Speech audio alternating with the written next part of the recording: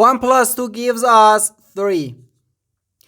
And 3 times 3 equals 9.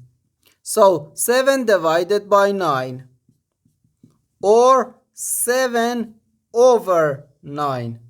But this answer is not correct, because according to the order of operations, first we have to do parentheses, then exponents, then multiplication or division, and finally addition or subtraction. Remember that multiplication and division have equal priority, and we have to work from left to right. And the same applies to addition and subtraction. In this expression, we have one division, one multiplication, and the one parenthesis. Inside this parenthesis, we have one addition. Here we have a multiplication, because in mathematics, when a number is placed next to parentheses, it means multiplication, and we usually don't write the multiplication sign for brevity. Okay, so according to the PEMDAS, first we have to do this parenthesis, then this division, and finally this multiplication.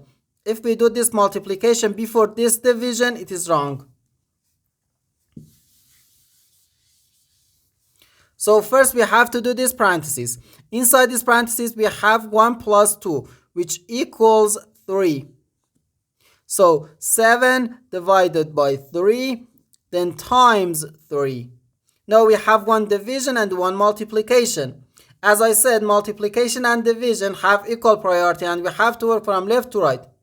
So here, first we have to do this division, then this multiplication.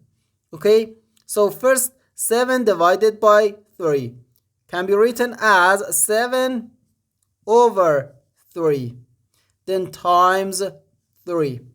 Now, we can easily cancel this 3 and this 3, so here we have just 7. And this is our final answer to this problem. The correct answer is 7.